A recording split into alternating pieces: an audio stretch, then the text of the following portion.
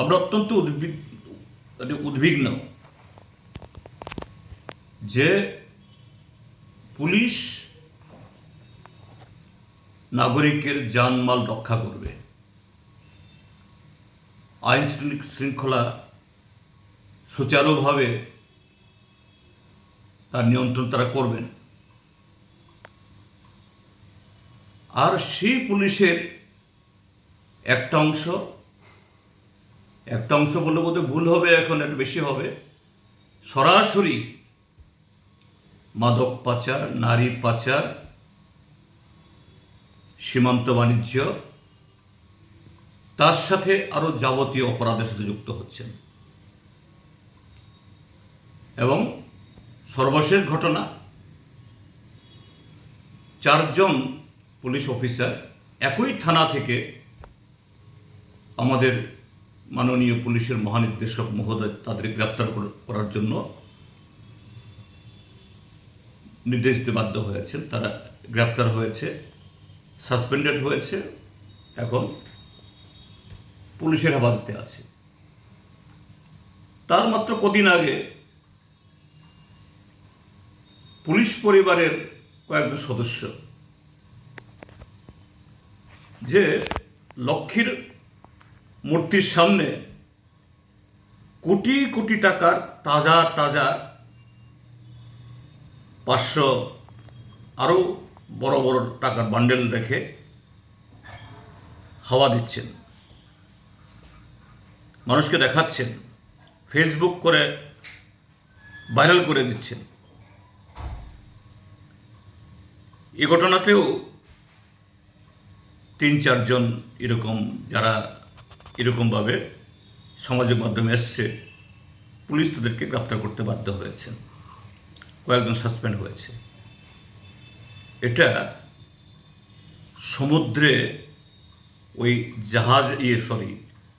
বরফের পাহাড়ের চূড়া মাত্র। আন্টার্কটিকা বা এইসব এলাকা যেখানে এই বরফাঞ্চল, সমুদ্রের মধ্যে বরফ ডুবে থাকে, শুধু উপরটা দেখা যায় ছোট্ট, কিন্তু নিচেটা হলো বিশাল হিমালয়। গোটা প্রশাসন, শুধু পুলিশ না, পত্রিকা খুললে দেখা যায় সিনিয়র টিসিএস অফিসার, আবার দেখা গেল তাদের মধ্যে একজন এই গত পরশুদিন প্রমোশনও পেয়ে যাচ্ছেন, আইএস হয়ে যাচ্ছেন।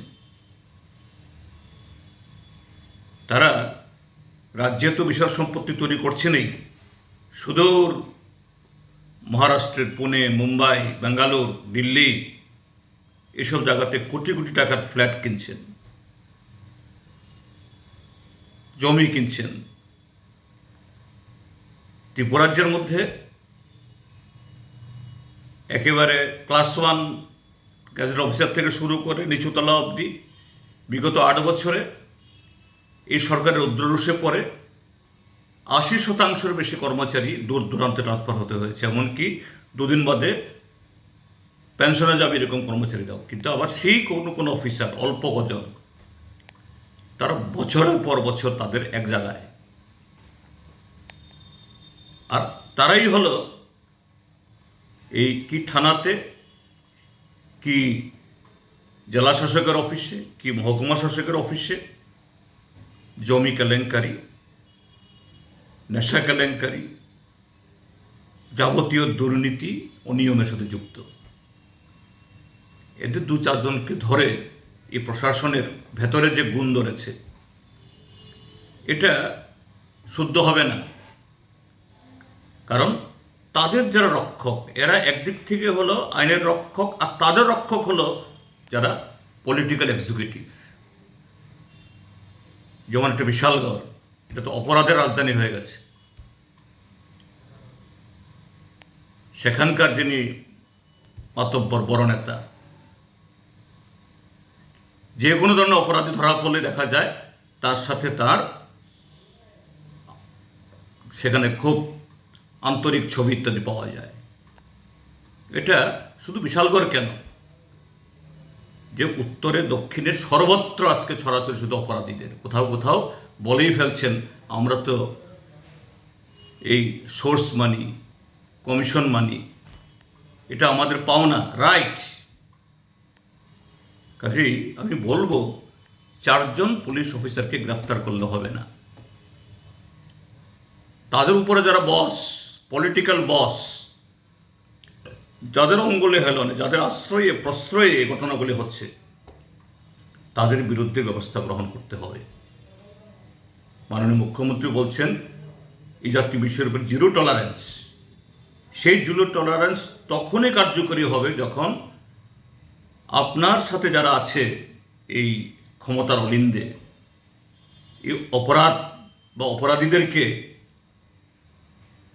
এই সাহস না দেওয়ার, তাদেরকে বাহবা না দেওয়ার, তাদেরকে সহযোগিতা না করার থেকে তাদেরকে বিরত করতে পারলেই আপনার জিরো টলারেন্স কাজে লাগবে। না হলে কি হবে? সমাজ জীবন একটা খাদের কিনারে পৌঁছে গেছে, এটা খাদে নিমজ্জিত হবে, একে উদ্ধার করা সম্ভব না। তার বিরুদ্ধে সমস্ত সৌবুদ্ধি সম্পন্ন নাগরিকদের সোচ্চার হওয়ার জন্য আমরা আহ্বান জানাচ্ছি।